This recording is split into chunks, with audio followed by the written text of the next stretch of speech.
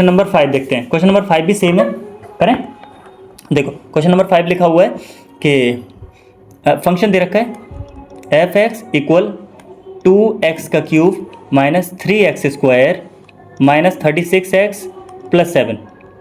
ठीक है, अब मुझे यही चेक करना, अगेन एक बार फिर से इंटरवल निकालना है कि कहाँ का इंक्रीजिंग होगा कहाँ डिक्रीजिंग होगा। तो मैं छोटा छोटा लेने की कोशिश करूँगा, इसको इधर करूँगा। ठीक है, मैं लिखूँगा एफ डैश एक्स इक्वल, इसका डिफरेंशिएट करेंगे तो 2 तो सेम ही रहेगा, 3 आगे आ जाएगा और x का पावर 2 बचेगा, माइनस 3 सेम रहेगा, ये 2 आगे आएगा, x का पावर 1 बचेगा, माइनस 36 x का 1 हो जाएगा।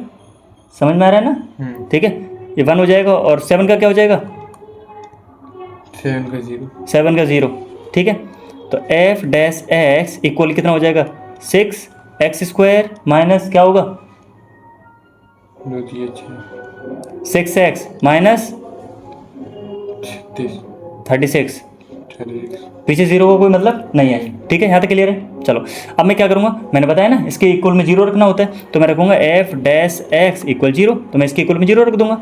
मैं लिखूँगा 6x square minus 6x minus 36 equal 0। यहाँ से कुछ कॉमन ले लें, क्या कॉमन ले लें? 6 कॉमन ले लें, तो बचेगा क्या? यहाँ बचेगा एक्स स्क्वायर माइनस एक्स और माइनस 6 या 36 बचेगा इक्वल 0। इसके फैक्टर कर सकते हैं, कोई ऐसा नंबर जिनका मल्टीप्लाई 6 आ जाए और बीच में बनाए 3 2 6, जानते हो ना? एक्स स्क्वायर, ये फैक्टर नहीं आते 10th क्लास में जो फैक्टर किए थे, तो माइनस का 3x प्लस का 2x माइनस का 6, ठीक है, इक्वल 0। मैं थोड़ा इधर कर लेता हूँ।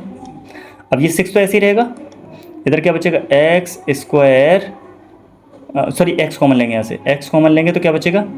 एक्स माइनस 3 प्लस 2 कॉमन ले लेंगे तो एक्स माइनस 3। उम्मीद है ये चीज़ समझ में आती होगी। एक्स माइनस 3 दोबारा से कॉमन है तो 6 बाहर था, एक्स माइनस 3 फिर से कॉमन आ गया, तो क्या बचा? X plus 2 equal 0। कोई बात समझ में आई? अब दोनों 6 के बराबर 0 रखो तो इसका तो कोई मतलब है नहीं। फिर रखोगे x माइनस 3 इक्वल 0, तो यहाँ से x का वैल्यू कितना आ जाएगा? 3। ठीक है, एक यहाँ रखोगे x प्लस 2 इक्वल 0, तो यहाँ से x का वैल्यू कितना आ जाएगा? -2। यानी मुझे ये 2 वैल्यू मिली है। तो अब की बार फिर से मैं नंबर लाइन बनाऊँगा। ओके, यहाँ माइनस इन्फिनिटी, यहाँ प्लस इन्फिनिटी। अब कितनी वैल्यूज मिली हैं? 3। तो पता एक -2 एक 3 है, तो -2 इधर रखूँगा और 3 कहीं यहाँ रख दूँगा। बात समझ में आ गई? अब कितने इंटरवल हैं? 1 2 और 3, मैं तीनों में चेक करूँगा। ठीक है, तो पहले लिखूँगा इन कौन सा इंटरवल? माइनस इन्फिनिटी से -2। चेक करें इसमें। चलो अब बताओ एफ डैश एक्स तुम्हारा कितना आया है? यही तो आई थी एफ डैश एक्स की वैल्यू, पूरा सॉल्व करने के बाद तो यही आया है। मतलब रियल में तो ये था, है ना, ये था, लेकिन इसको फैक्टराइज करने के बाद ऐसे ही तो हो गया। तो मैं लिख दूंगा इसको 6x माइनस 3 और x प्लस 2, यही तो था। अब मैं यहाँ कोई वैल्यू रखो, कोई भी वैल्यू रखो, -2 से और छोटा, -3। अब सोच के देखो, अगर आपने -3 रखा तो इसका तो कुछ बिगड़ेगा नहीं, तो ये तो पॉजिटिव ही रहेगा वैल्यू। यहाँ -3 रख दिया तो नेगेटिव हो जाएगा, नेगेटिव हो जाएगा ना पक्का। -3 -6 हो जाएगा ना, तो नेगेटिव हो जाएगा। यहाँ -3 रखा तो ये भी नेगेटिव हो जाएगा। कौन से देखो, ये नेगेटिव मल्टीप्लाई हो तो क्या हो जाएगा? पॉजिटिव। पूरा फाइनल में कैसा आ जाएगा? Positive negative? पॉजिटिव वैल्यू आएगी, पॉजिटिव वैल्यू आएगी। इसका मतलब फंक्शन इंक्रीजिंग होगा डिक्रीजिंग होगा? बिल्कुल। तो लिख देंगे इन इंटरवल कौन सा वाला है? माइनस इन्फिनिटी से -2 के बीच में द फंक्शन इज इंक्रीजिंग। बात समझ में आ गई? अब दूसरे वाले में चेक कर लें, कौन से? -2 से 3 के बीच में। ठीक है, बात समझ में आना है? तो मैं थोड़ा सा इसको यहाँ से इरेज कर लेता हूँ यार, इस वाले पोर्शन को हटा दूँ यहाँ से हटा दें यार इसको। ये तो समझ में आ गया कैसे कैसे आया। चलो इसको हटाते हैं, जस्ट 1 मिनट। हाँ यार, यही दिक्कत आती है बस। रुक जाओ, बस थोड़ा सा स्पेस चाहिए। वैसे हम इसको नेक्स्ट वाली स्लाइड पे भी कर सकते हैं। चलो रुक जाओ, समझ में आ रहा है तुमको? Yes sir.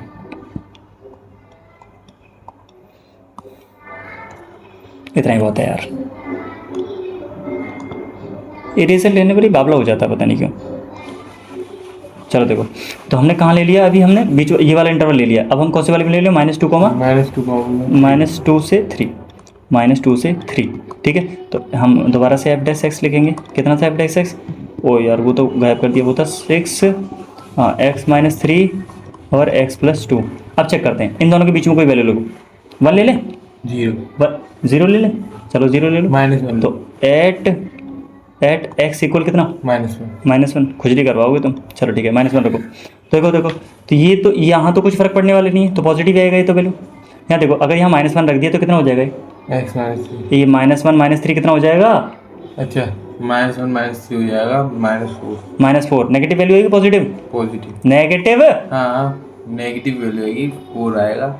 इनटू, यहाँ देखो अगर यहाँ -1 रखा और ये प्लस का 2 है, हाँ, कितना आएगा? -1 आएगा, 1 पॉजिटिव वैल्यू आएगी। हाँ, वो ये पॉजिटिव लेकिन ये नेगेटिव। फाइनल में नेगेटिव आएगा पॉजिटिव?